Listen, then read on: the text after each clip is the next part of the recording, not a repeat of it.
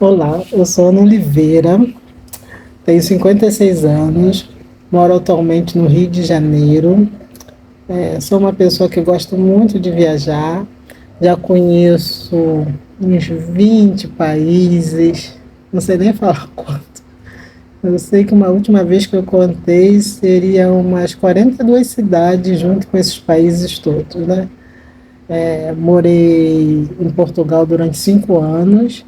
Cheguei esse ano de volta ao Brasil para ficar, devido à saudade dos familiares, das minhas titias, né? As minhas tias, que são prima dos meus pais, que já são falecidos, tá na fase com 87 a 90 anos.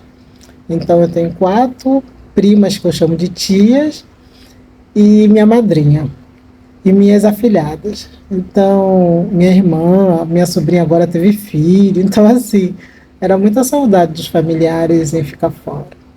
Foi uma experiência muito bacana morar em Portugal. Mas esse lado familiar deu um grito, né? Eu fui para Portugal com meu filho. Na época, meu filho tinha 15 anos. Hoje ele já está com 20. Ele ficou morando em Portugal, está estudando criminologia. Eu gosto muito de humanas, da área humanas, e o pai dele é de exatas. Então eu acho que ele puxou para mim, tanto que ele falou assim: ah, mãe, eu quero fazer história, né? Porque eu me sinto aprendiz de historiadora, gosto muito de história. Já me senti apaixonada por história. Tudo que eu fazia era função de história. Eu não era muito de limpar a casa. Então, a forma que eu tinha de limpar a casa é escutando aula de história no YouTube. Eu estava feliz de limpar a casa, porque como eu não sou uma pessoa que consigo ficar parada, sem fazer nada, assim, sentada vendo televisão, há muitos anos eu não tenho televisão dentro de casa. Então, eu preciso fazer alguma coisa. Então, eu comecei a limpar a casa e me sentia feliz, porque era aquele momento de aprender histórias, né, com os professores de YouTube. E acho que isso influenciou um pouco meu filho, tanto que nossas brigas eram históricas, né? Argumentos históricos comigo. A minha infância foi uma parte em Oswaldo Cruz, terra de Candeia, né? Então, minha avó era mãe de santo, e era uma mãe de santo conhecida, né? Eu acho que a minha avó fez assim comigo. Vamos pensar assim, como aquele pescador que joga aquela rede assim de peixe para pescar. Eu me sinto protegida pela essa rede, e essa rede conseguiu expandir por várias gerações. Eu saí do Rio com 26 anos, 27, minha vida profissional foi em São Paulo. Quando eu cheguei em São Paulo, eu fui amparada pelas filhas de santo da minha avó. A minha avó morreu, eu tinha 11 anos, e eu fui para São Paulo com 27 anos, as pessoas ainda me apresentavam: essa aqui é a neta da Damascena. Uma vez eu fui para casa de uma mãe de santo, de uma filha de santo da minha avó, né, muito antiga, e nós saíamos. Quando nós saíamos, ela me apresentava dessa forma, né, como a neta da Damascena, e teve uma que bateu cabeça para mim dentro de uma igreja. Eu fiquei assim, emocionada. Teve uma que falou assim para mim: e eu sentada no carro da neta da Damascena. E isso, assim, até hoje, eu me sinto bem protegida. São 4 gerações e eu sou madrinha da bisneta da filha de santo da minha avó. Hoje eu tenho essas minhas tias, são sobrinhas, que eu falo que é tia, são sobrinhas da minha avó, né? É a filha dos irmãos dela. E eu fico assim: olha, eu cuidando das sobrinhas da Damascena. Porque aí você vê que é muito amor, é uma linhagem de fraternidade. Não é falar que tudo é 100% maravilhoso, mas é tudo 100% essencial para a gente viver bem, sabe? Às vezes, quando eu fico um pouco com elas, eu pergunto quem ensina quem, né? Porque eu também estou aprendendo a envelhecer, aprendendo a cuidar, que para mim cuidar é uma coisa muito difícil. Eu sou uma pessoa que me sinto numa liberdade extrema e isso também às vezes me prejudica. O quanto eu quero essa liberdade de poder viajar. Eu lembro que com 18 anos, meus pais já eram aposentados, que meus pais eram funcionário público, e eu saía para trabalhar. E eu ficava assim, pé da vida, como? Só eu que trabalho nessa casa. E aí eu me programei, querendo ou não, eu me programei para me aposentar aos 50 anos. Eu fui concurseira, né? Então, concurseira, gente, quem foi da época de fazer o concurso público sabe que para tudo quanto é lugar que tinha concurso, a gente saía atrás. E na minha cabeça ficava assim, se eu vou estudar para o técnico, eu quero estudar para auditor. Eu sempre pensei assim, claro que é um esforço maior, sabe? Ainda mais dependendo do colégio, da educação educacional, institucional que você teve, é muito difícil você, às vezes, alcançar algumas coisas em termos intelectuais, porque você não teve a base lá. Então, o seu esforço é muito maior. É noite sem dormir, é final de semana você abrindo mão para estudar. E aí eu sempre fui essa de concurso, né? E consegui.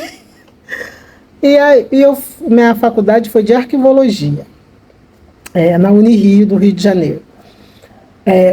Eu escolhi essa profissão, não, ela que me escolheu. Eu estava na fila, aí o rapazinho falou assim para mim, você vai fazer o quê? Aí eu falei assim, eu vou fazer na fila, pedagogia ou biblioteconomia, é o que eu gosto. Na minha adolescência, eu sempre gostei de história. Eu sempre falo que eu era aprendiz de história. Eu tenho curiosidade em saber assim, como chegamos aqui? Como deu isso? Esse deu isso num termo pejorativo, sabe? Mas, ao mesmo tempo, eu comecei a entender as instituições, os valores. E eu sou aprendiz de historiografia, que é o livro dado para a gente ler. E muitas vezes a gente vê o livro na história do vencido e não do vencedor, né? A maioria das vezes. E com viagem eu consegui muito observar de perto que história que nos contava e a gente acreditou, né? Eu fui como eu falo, eu gosto de viajar, eu fui para a Índia em 2016. Quando eu cheguei lá, eu fui por causa de história. Eu viajo muito atrás da história. Eu gosto muito de guerra, então eu gostava do Império Mongol. Então eu queria ver a arquitetura do Império Mongol. Eu queria estar perto do Império Mongol, fiquei fascinada por isso. Aí eu falei, vou lá para a Índia, né? Tava uma promoção de passagem, a Índia é barata, gente. Ai, dá para todo mundo ir. Não, para todo mundo assim, quem gosta, né? Mas no sentido é barato, em que sentido? Assim, financeiramente a passagem é cara. Mas hospedagem, comida, é tudo bom preço. Então eu fui para a Índia em 2016, para você ver, hospedagem na época, para você. Hoje não muda muito pouco. Hospedagem, 3 cidades, comida, eu gastei R$ 700. Com transporte, com avião, com trem, então é muito barato. Então, assim, hoje em dia, foram 8 dias. Hoje gastaram o quê? Hoje eu não gasto R$ 2.000. 8 dias na Índia. Então, quando eu fui para a Índia, eu levei um susto, né? Porque eu esqueci do Império Mongol e caí no Sagrado. E ali foi uma lavagem, sabe, para mim. Uma lavagem do tipo, por que tanto, né? Por que querer tanto? Por que tanto bem material? Por que carro zero? Né? E o esforço para pagar carro só em prestações, 30 prestações, 60 prestações. O melhor colégio. Né? Então, isso tudo, na volta da Índia, me refez. Eu tinha perdido minha mãe naquele ano, uns meses antes. E aí eu percebi por que querer tantos bens materiais. E aí eu me programei para me aposentar aos 50 anos. Eu sempre fui muito econômica, né? Eu sempre fui muito sem vaidade, não precisa roupa cara, não precisa de nada. Eu sempre gostei muito de viajar. Então todas as férias minha era uma viagem internacional, uma viagem nacional com meu filho. Eu tenho um filho de 20 anos hoje. Quando nós fomos para Portugal, morei lá durante 5 anos. Meu filho tinha 15 e com 15 anos ele já tinha morado em 4 cidades, 8 casas, 2 países, porque eu sempre fui atrás de concurso público, de oportunidades melhores e essa tal liberdade que a gente precisa ir, precisa ir. E foi desde os 16 anos, eu me lembro muito, eu falava, eu queria ir para Disney, eu queria morar nos Estados Unidos. E eu sempre quis isso, eu sempre quis viajar. Meu sonho era ter aquele carro Tempra da Fiat e viajar. E isso eu realizei. Quando a gente fala de viagem, as pessoas pensam em dinheiro, né? Não é dinheiro, é você abrir mão, né? Em vez de você fazer uma prestação de uma televisão, tu faz uma prestação de uma passagem aérea. Em vez de você comprar aquele celular novo, tu compra um celular que só usa o WhatsApp e tem uma câmera boa. Então, assim, é abrir mão disso, porque os valores são idênticos, né? E eu sempre tive essa vontade mesmo de viajar.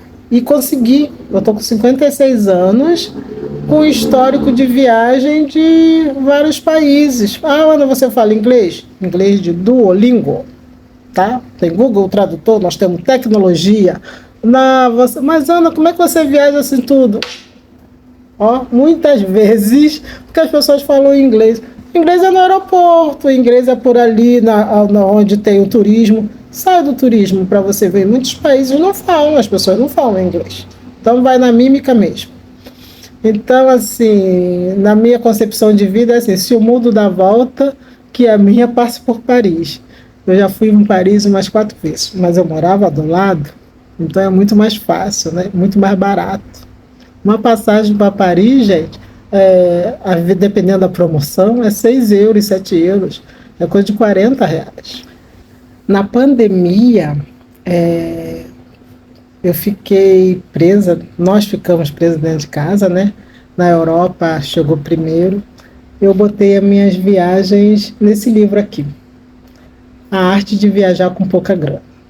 Aqui eu conto a minha história dos Estados Unidos, quando eu fui levar meu filho para Disney. Eu tinha um sonho de 16 anos ir para Disney. Eu fui para Disney com 45, por aí. Né? Eu conto a viagem para ir, minhas viagens para os Estados Unidos, com preço, né? Aí conto para a Índia, conto minha história para África do Sul. Na África do Sul, eu sempre viajei. Também no aeroporto, eu e meu filho, a mulher, como era menor, não pode fazer check-in, tem que passar por ele. Certidão apostilada, traduzida e juramentada, certidão de nascimento da criança. Eu falei, como? Sério, eu viajo para tudo quanto é canto. Ninguém nunca me pediu certidão de nascimento. Certidão, para mim e para todas as mães que estavam ali na fila. Certidão traduzida e juramentada. Resumindo, África do Sul era rota de tráficos menores e naquele dia estava exigindo essa documentação, porque muitas pessoas que eu encontrei lá com criança não exigiram nada. Resumindo, eu botei a criança no Uber para voltar para casa e eu fui para a África do Sul. Aí eu falei para ele, olha filho, a mamãe ano que vem vai com você, tá? E ele levou o dinheiro, porque como a gente viajava e ele teve uma autonomia muito grande, eu dava o dinheiro para ele e deixava o meu dinheiro. Então cada um tinha o seu dinheiro para saber gastar. E ele gostava muito de, tipo assim, eu quero ir no mercado sozinho, fica aí que eu vou. E ele comprava as coisas dele lá, engateando no inglês e tudo. E ele sempre foi. Nesse dia, eu botei a criança, despachei a criança, voltou para casa e eu fui embora para a África do Sul com pouco dinheiro. Mas a viagem foi gratificante. Nessa viagem, Foi em 2016 ou 2017, eu não lembro mais. Eu conheci um amigo. E quando chegou ano passado, ele me ligou e perguntou onde eu estava. Eu estava no Brasil. Eu falei, eu estou no Brasil, vou voltar para Portugal e daqui umas semanas. Só que eu comprei passagem para Paris, que estava mais barato do que para Portugal direto.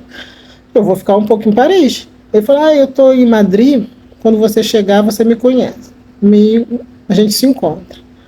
Dali, eu viajei com esse meu amigo, eu conheci lá em 2016, para 8 países. 40 dias, 8 países da Europa. Gente,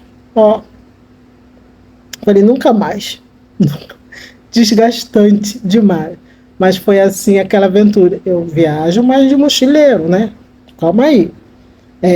Hostel, eu não quero mais na minha vida, estou traumatizada. E comida e supermercado. E muitas das vezes andando na rua admirando a arquitetura, tá? Porque não tem nem dinheiro para entrar no... Tem, né? Mas se a gente entra em todos os museus, come em vários restaurantes, o mês seguinte não tinha viagem de novo. Então, como era viajar de todos os meses, o ano tem 12 meses, então são 12 viagens. Olha, eu viajei bastante. E assim, mas passagem barata, é tudo barato, porque as pessoas confundem, né? Esse ter dinheiro para viajar é sinal de ter dinheiro, né? Abrir mão. Então, assim, a rede de amigos viajantes é muito grande. Eu tenho amigos, acho que em todo mundo. Na Índia eu fiz amigos que eu converso até hoje. Ana, mas você não fala inglês? Eu falo pouco, mas a mímica e o sorriso, bem, atrás. Eu andei na França com um senhor que eu fui perguntar como que eu ia passar Sacré-Cœur. Ele falou, falei para ele, olha, ele falou, eu vou com você. Ele não falava inglês, eu não falava francês, e a gente ficou o tempo todo ali apresentando lá aquele espaço lá. Então, assim, é muito bacana, porque as pessoas sempre colocam muitas vezes o dinheiro na frente. Eu vou falar para você uma coisa, coragem é maior do que... A minha coragem é maior do que o meu dinheiro. A minha amiga falou, mas você não tem medo? Medo eu tenho, mas coragem eu tenho. Na Índia, eu fui para o Paquistão. Eu escutava o homem falando assim na rua, Borne, Borne, Borne, Borne. Eu falava, é lá que eu quero ir, fronteira entre Índia e Paquistão, que tem aquela troca de guarda. Gente, o homem me deixou assim num pedaço e falou assim, go ahead. Olha, ali eu falava, eu não sei nem voltar, não sabia nem onde eu estava, parecia um deserto aquilo lá. Então são aventuras, eu acho que qualquer lugar que eu sento, eu tenho história para contar. O meu filho fala, a senhora conhece essa pessoa para estar falando sua vida? Eu falo, eu quero falar, deixa que eu quero conversar. Então eu tenho história. Eu acho que isso nos dá, assim, alegria, sabe, de viver. É o meu estilo, né? Então, assim, eu fui para Portugal, antes da pandemia, né? Tinha os Estados Unidos, Portugal, Índia, África do Sul. Veio a pandemia, todo mundo em casa. Aí eu escrevi o primeiro livro. Meu filho, né? Hoje ele mora em Portugal. Ali na cozinha, naquele frio, ele ficava me desafiando com as questões históricas. Por eu gostar muito de história, o que acontecia? Em Portugal, eu fazia muita coisa em relação à história, porque eu sempre gostei. Então eu fui para lá com a intenção de fazer um mestrado. Aí chegou na hora, eu falei, tu quer trabalhar? Não quer trabalhar? Não quer fazer nada? Por que você vai fazer um mestrado? Faz um curso livre. Então eu fiz o curso livre de história. E toda minha saída era para aula nas ruas com o Joel Cleto e o professor César Silva, era para aulas de história, era para tertúlia de história. Então sempre foi assim. E meu filho achava que eu sabia tudo de história. E ele chegava na cozinha e falava assim, mãe, a senhora sabia que o Nelson Mandela era um terrorista? Aí eu falava assim, opa, peraí, terrorista é um conceito de quem? Tem que saber quem está falando.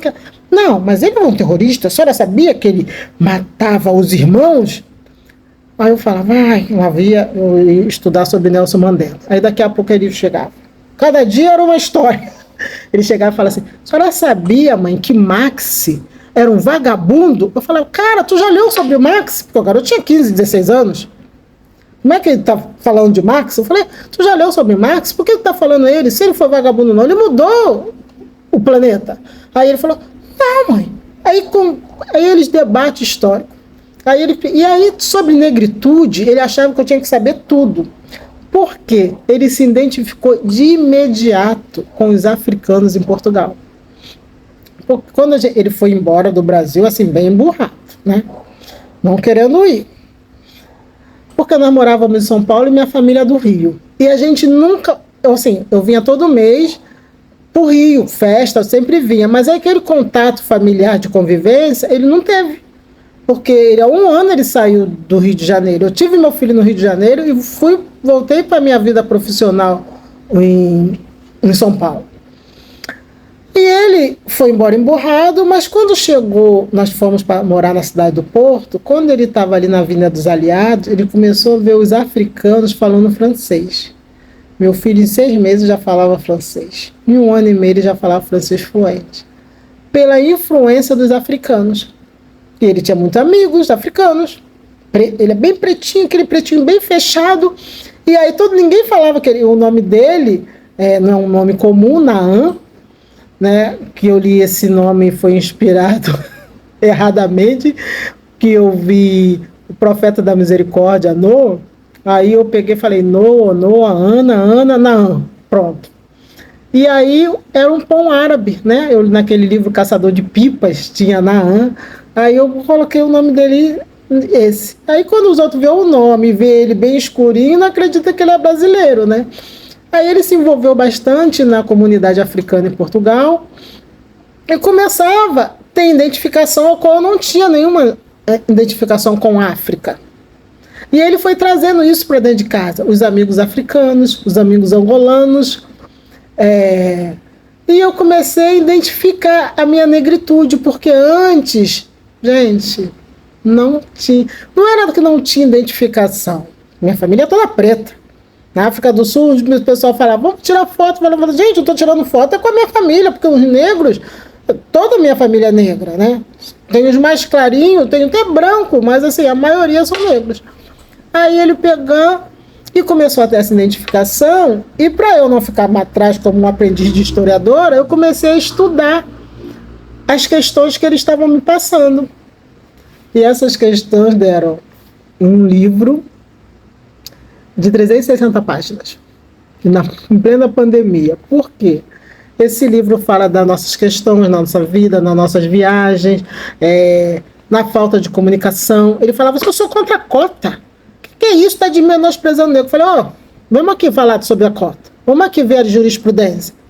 Aí ele não gostava, porque ele queria jogar o desafio, queria que eu respondesse na hora, só que eu não sabia responder na hora.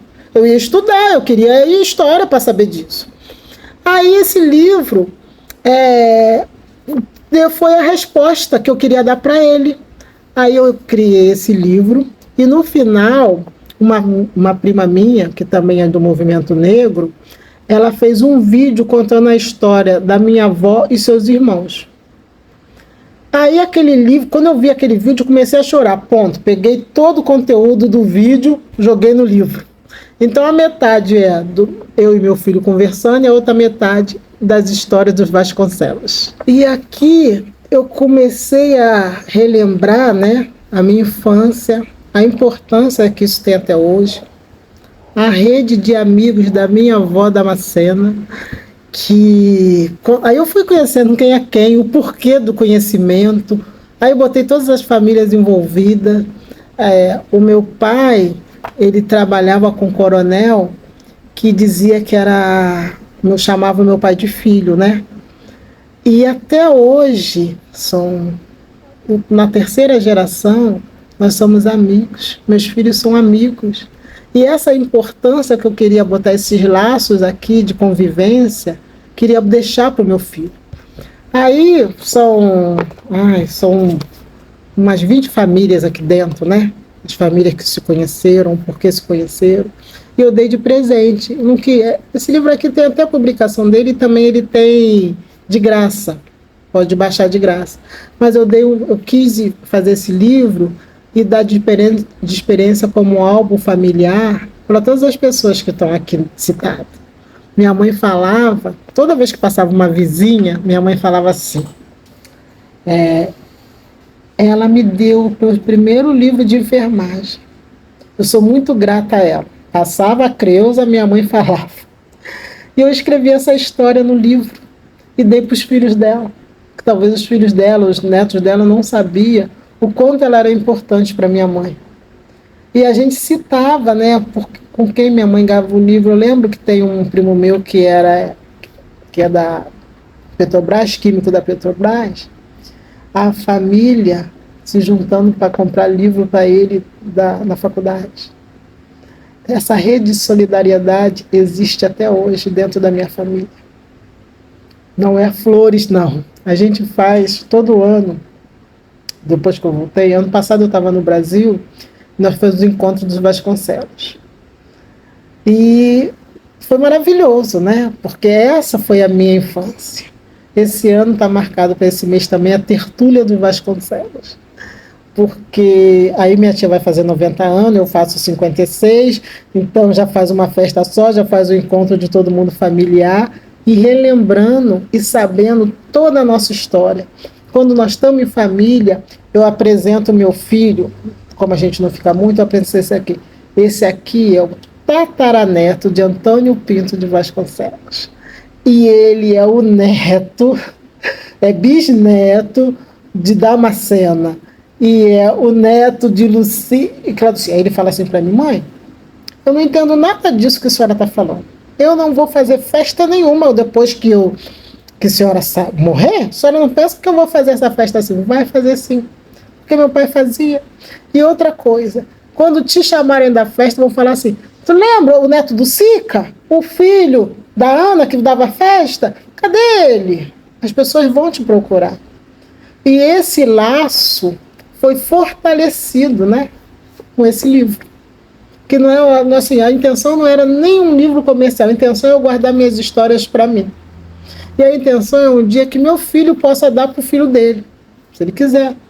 E se não der, foi tão importante para mim, eu chorava tanto, parecia uma terapia. Porque às vezes a gente fala cada coisa para os pais, né, faz cada malcriação, e que a gente pensa que está lá, e está chorando. Porque a base familiar, mesmo que eu não tenha dado valor na época, que eu não dei, eu tenho raízes. Por isso, pelo esforço do meu pai, da minha mãe. A minha mãe, eu lembro que muitas das mulheres não trabalhavam, e minha mãe trabalhava. E trabalhava assim, né? Porque ela era funcionária pública e pagava muito plantão. Mas assim, eu lembro dessa força. Eu não gosto, nunca sou muito uma guerreira. A gente não é guerreira, a gente é sobrevivente. Porque é imposto, ou você vai ou você vai. E ainda mais eu que trabalhei, minha vida profissional foi em São Paulo, eu não tinha o direito de não me esclarecer. Eu não tinha como não estudar. Não tem. Olha, se você não fizer uma pós, você não tem um cargo maior. Se você não tiver um mestrado, você não tem uma coisa. Então aquilo era impossível. E aí que aos 50 anos, quando eu me aposentei assim, né? Eu sempre tive aquela poupança e sempre fui reservada. E veio as forças da natureza financeiramente que ajudam. Eu comecei a me refazer como escritora, como desenhista. Olha meus desenhos, isso tudo na pandemia, tá? O ócio, o poder do ócio é eu ficar desenhando e vendendo meus desenhos agora pela internet. A minha próxima viagem é para Tailândia. E essa viagem é com o dinheiro dos desenhos. E aí eu começo a desenhar. Então, assim, ainda não tem aquele profissionalismo, mas eu falei, eu tenho que começar. E isso que eu gosto, eu consigo me refazer, eu não tenho medo que eu fale assim, olha, a música que vier eu vou saber dançar. Se eu não vou saber dançar, vão me empurrar.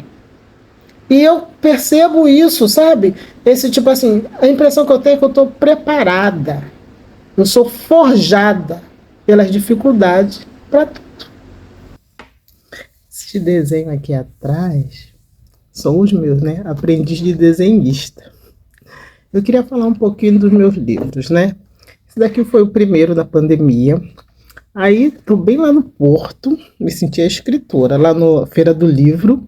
Quem eu vejo passando, presidente da República, lá vai eu atrás dele, quebrando todos os protocolos e pedindo para ele tirar uma foto com o meu livro. Olha aqui. Aí a chefe de segurança, ele, calma um pouquinho que ele vai. Eu falei, calma um pouquinho, o quê? Quando vai que eu vou ver esse ano de novo? Aí eu dei o livro de presente e perguntei ele se eu podia tirar uma foto para fazer propaganda. Aí ele falou que pode. Aí a partir dali eu fui até algumas rádios dando entrevista, né? Foi um evento.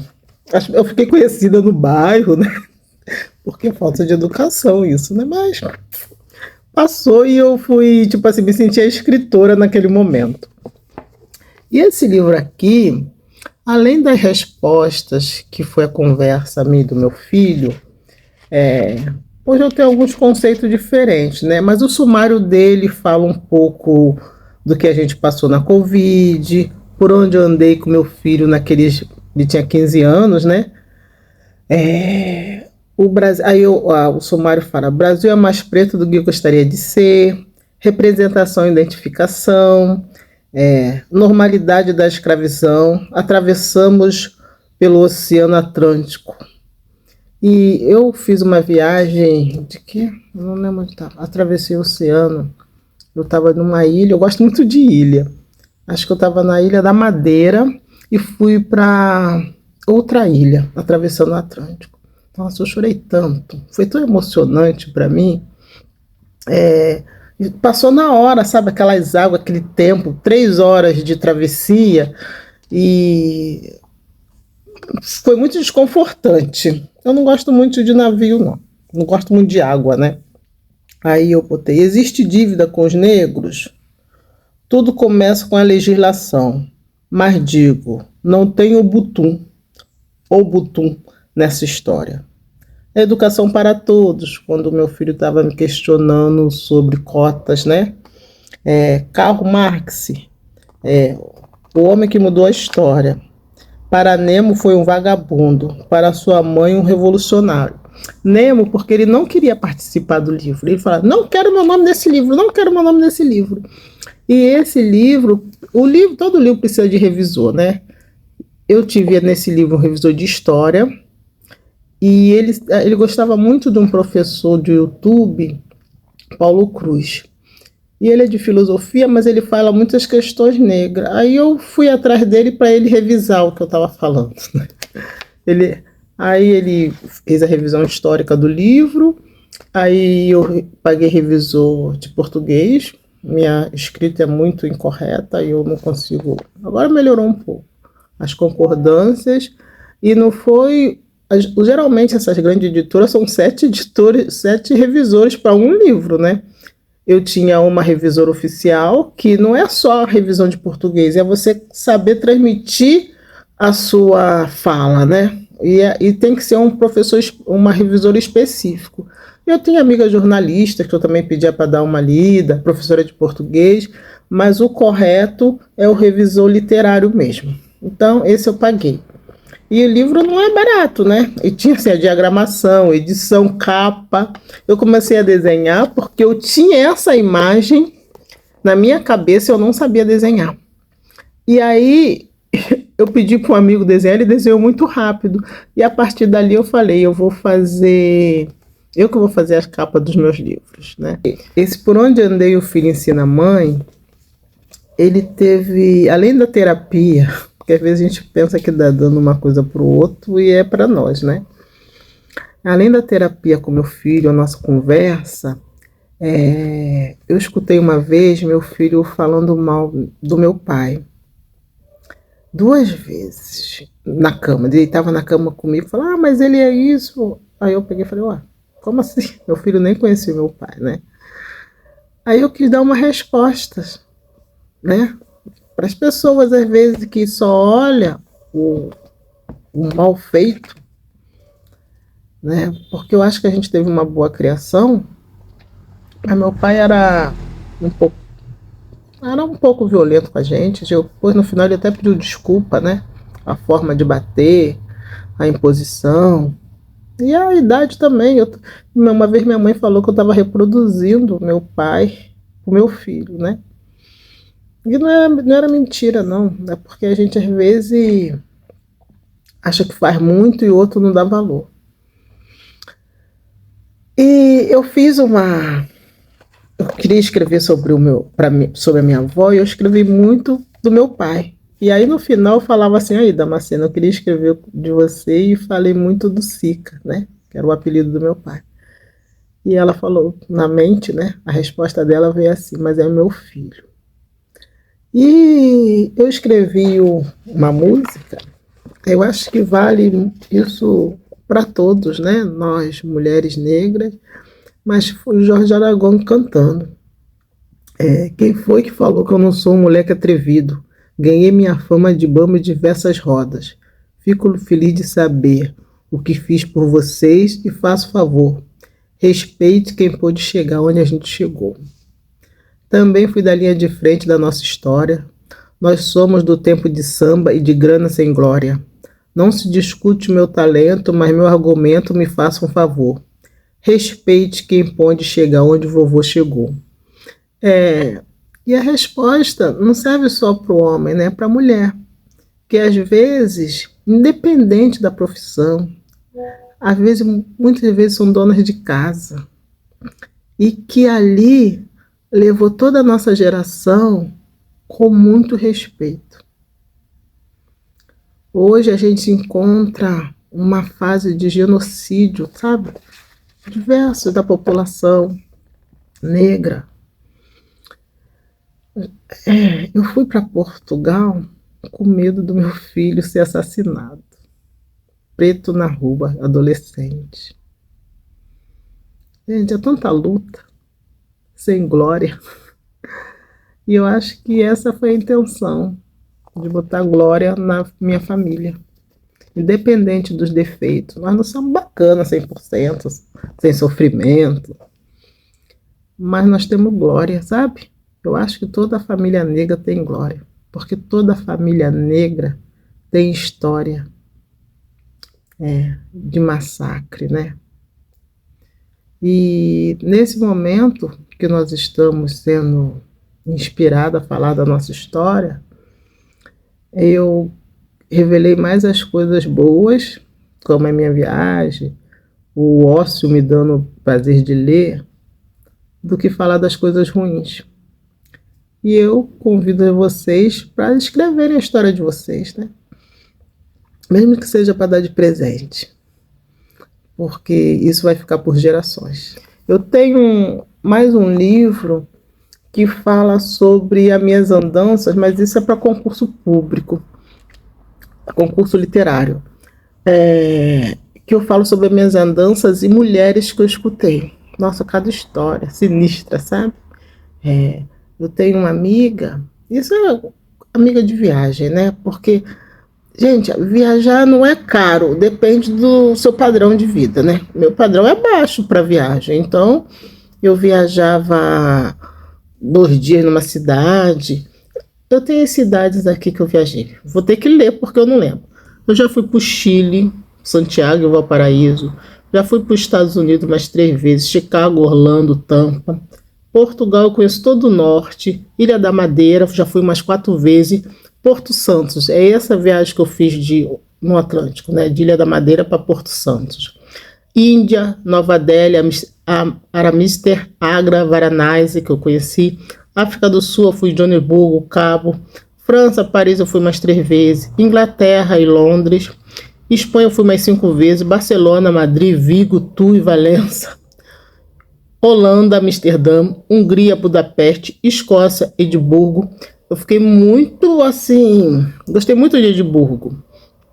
Alemanha, eu fui para Berlim, Dublin. Suíça, Zurique. República Tcheca, Praga. Brasil conheço bastante. Marrocos, Marrakech, Tanger, Chifchauer.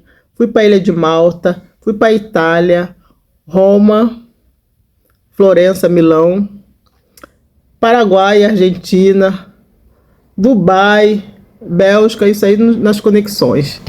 Em Portugal, Eu trabalhei um pouco, foi um período de alguns meses em navio, como housekeeper. Nada mais é do que a faxineira do navio, né? Então, assim, foi um momento de me refazer também, sabe? Porque em Portugal, não falando que no Brasil não tem, na Europa de modo geral, eu vi a escravidão. A escravidão moderna, né? Porque a pessoa quer pagar o mínimo para você.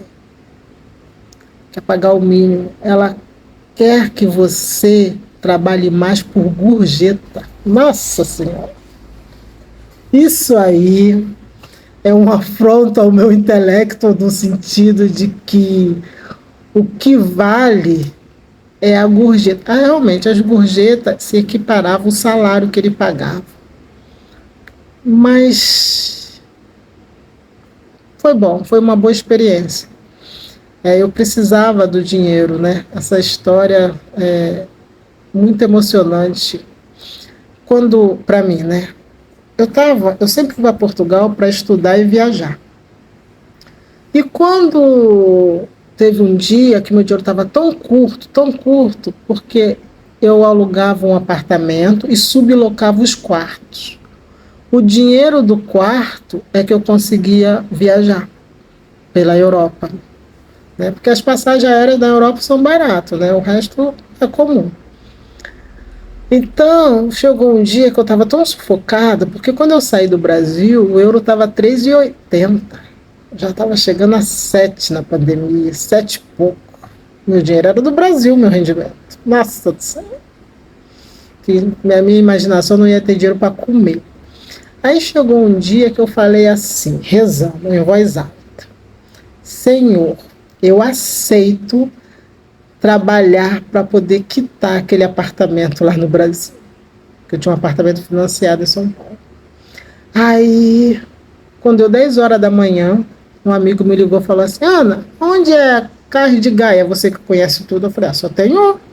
Pega um Uber e desce lá. Ele falou: eu arranjei um emprego lá no navio e estão precisando de pessoas. Você que conhece muita gente, você não quer e não sabe indicar ninguém, não? Eu falei: eu. Aí ele pegou e falou assim: você? Eu falei: eu mesmo, estou precisando. Preciso quitar meu apartamento no Brasil, preciso de trabalho. Aí ele, resumindo, isso eu rezei meia-noite. Quando deu 3 horas do dia seguinte, 3 horas da tarde, eu já estava dentro do navio trabalhando. Então, assim, são momentos desafiador, né? Porque eu acho que falar assim, o que tem é para hoje é isso, né?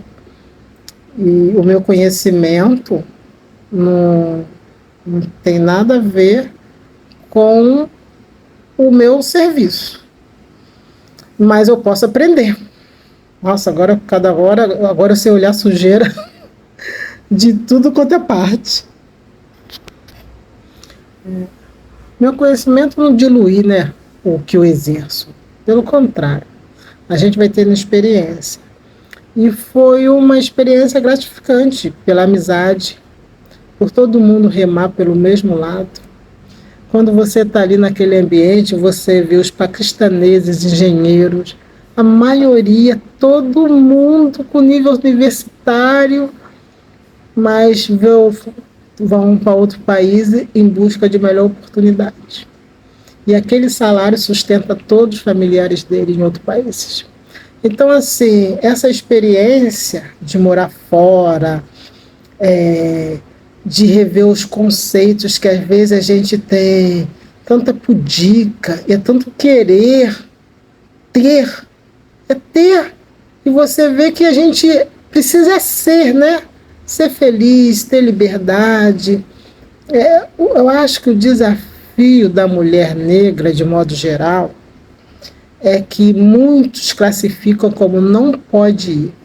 Gente, eu já escutei tanto isso. Não é permitido. Eu trabalhava uma vez, o cara era secretário e ministro, depois foi ministro de alguma coisa. Eu trabalhava organizando o arquivo dele. Ele sentava do meu lado e eu contava os sonhos para ele. Ele aí falava assim para mim: Não é para desanimar, não, mas é muito difícil você conquistar isso. Eu trabalhei uma vez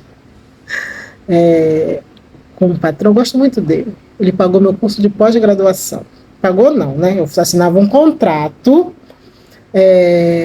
que se eu saísse, durante 2 anos eu tinha que devolver o dinheiro do curso. E uma vez eu queria ir para os Estados Unidos estudar inglês. Estava todo mundo indo, eu também queria ir. Aí eu pedi para ele me mandar embora para eu poder ter esse dinheiro. Ele falou assim para mim: negra, pobre, boa cultura, você é tudo que um americano não quer. E eu falei: tudo bem, mas eu vou lá para ver. Aí ele pensou, a gente tinha uma conversa franca, né? Aí ele pagou a passagem, me deu um voucher, não, nem me deu um voucher dele lá da American Airlines que ele tinha, pediu para tirar meu visto e me deu 30 dias de férias. Com esse dinheiro das férias eu fui fazer o intercâmbio de 30 dias onde foi? Em Chicago, numa universidade de Chicago. E esse esforço, né? 30 dias você não fala inglês, né? Mas você tem aquela cultura, você tem aquela convivência. Eu queria ficar.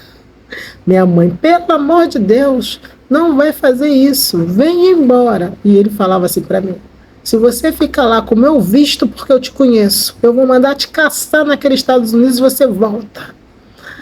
E assim, é tudo muito. Eu acho que isso não é só pela pele negra, a classe social, né? A dificuldade, as pessoas pensam que você não tem capacidade, mas elas foram ensinadas a não pensar, tá?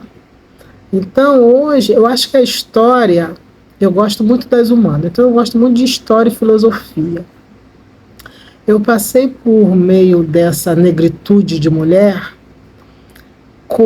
igual Ulisses, né? Ulisses com aquela história que ele passou no navio do Canto das Sereias, ele amarrado, né? Quem conhece um pouco de filosofia gosta dessa mitologia.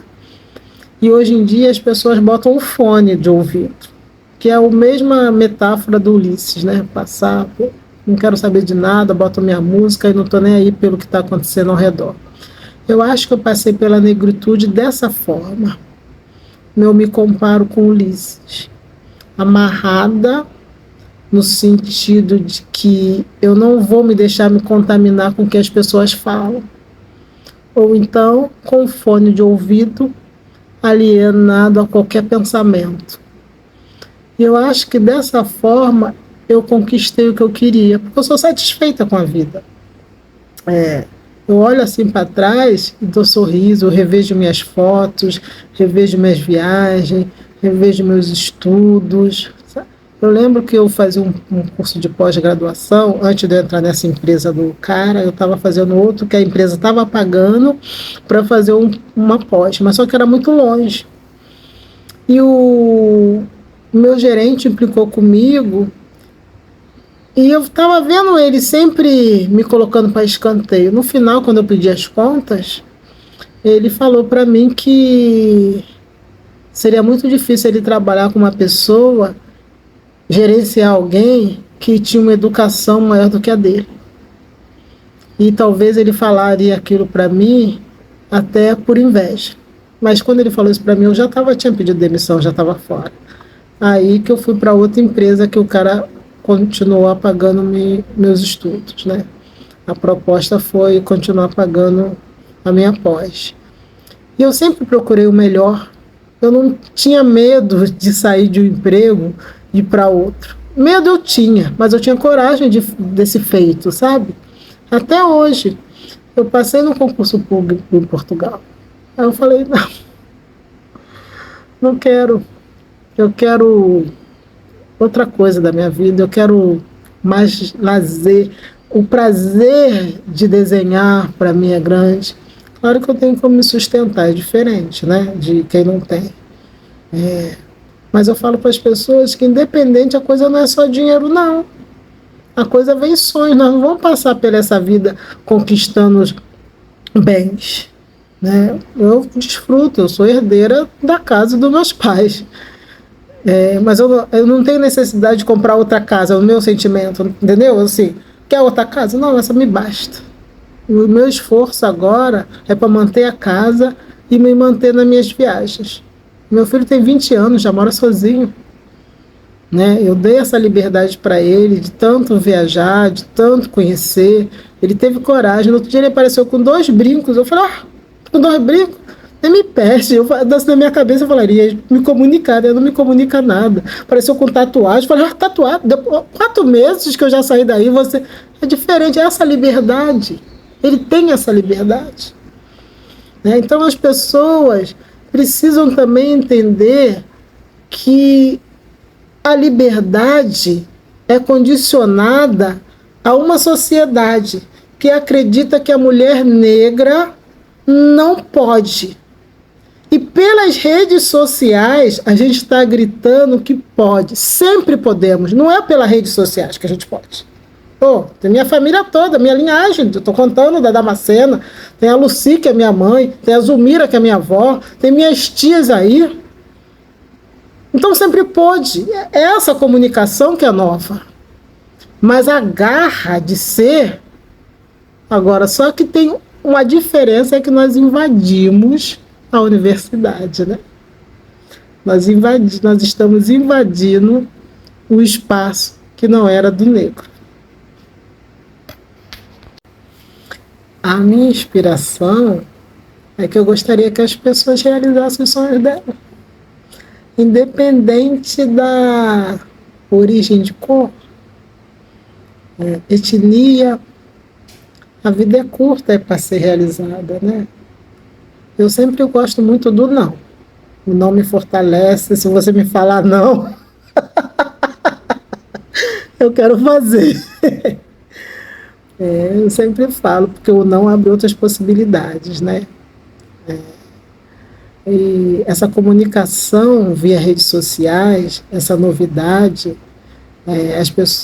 muitas pessoas falam assim, agora os negros, as mulheres negras estão aparecendo. A gente sempre conquistou muitos lugares. A diferença é que agora nós estamos unidos mostrando as nossas conquistas, tá? Porque a minha luta é antes de redes sociais. A luta dos meus pais é até antes de televisão. E esse lugar de fala, esse lugar de cor, não existe. A gente pode tudo. Claro que tem... a sociedade é estruturada para impedir, né? Mas, cara, quem é o maior reprodutor do mundo? É a negrada. As nossas ferramentas, a gente forja a ferramenta por séculos. Se aquele povo não nos valoriza, acho que é o problema deles, né? A gente luta, né? Claro, quando a gente fala de economicamente, que isso tem uma influência, né? Eu comprei um livro agora, foi R$70. Às vezes você tirar um orçamento seu para comprar um livro, uma leitura que você quer, é diferente, né? Isso implica, porque às vezes aquele dinheiro, geralmente você compraria 2 quilos de carne. Se você comprar uma mais barata, é carne para a semana toda. Mas a gente tem que verificar disso tudo que a nossa luta de sobrevivência é certa. E nada vai nos impedir pela fala do outro, por o outro não achar que não devemos. Porque ele também foi ensinado a não dever. Gente, é uma estrutura tão grande para o não, para nós não podermos chegar lá.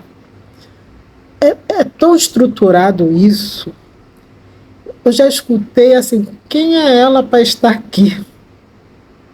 E aquela que ganhava menos do que eu, ela só perguntava isso por causa do tom da minha pele, porque eu tinha mais educação do que ela. Entendeu? E aí o que eu posso fazer? Ela ainda está onde está e eu estou voando pelo mundo. Eu nunca fui aquela pessoa de querer discutir pela minha negritude. Eu só saio e vou, sabe? Eu sempre fiz isso e não, eu acho errado, tá? Hoje, com a bagagem que eu tenho, através do meu filho, que tanto me ensinou sobre a negritude, né? Eu simplesmente daria outra resposta, entraria na justiça. E eu não fui. E acho que isso também me fez ter mais leve, né? Porque já trabalhei em lugares que só a chefe era homem. Era, quantos chefes? Uns 30. Não tinha uma mulher. Uma vez, quando eu entrei no emprego, um faxineiro me parou e falou assim: Nossa, eu sou tão contente de ver a senhora aqui. Eu falei: Como? A senhora é a única negra. A gente tem a capacidade. E aí, você se dá conta, né? A necessidade de referência que nós temos. E negra que inspira só tem referência. Gente, sonhar é possível, é muito esforço, é uma força contra, mas eu acho que a gente tem uma ancestralidade de rainha. Eu me sinto uma rainha. Não preciso nem ter cabelo para ser rainha, não preciso nem ter coroa. Eu já sou uma coroa agora, sou de tudo, né? Então, a felicidade, cada um tem uma história. A história não são unida, mas às vezes eu vejo um filme, quando eu vejo aquele filme Cidade de Deus, era tão parecido comigo, sabe? Alguns personagens, o cara ligando pro o filho ligando para a mãe dizendo que estava com saudade. Quantas vezes meu filho me ligando para o serviço eu não podia atender? Quantas vezes chegando em casa morrendo de cansaço para fazer comida, para limpar a casa, sabe? Então, assim, são estruturas, bolsa pesada, sem dinheiro para pagar todas as contas, esse comum, essa dor, sabe? Isso aí é comum nós mulheres, né? Mãe solteira, cadê os parceiros das mulheres negras? E aí? Sobrevivente, diferente de guerreira. Um abraço para todos.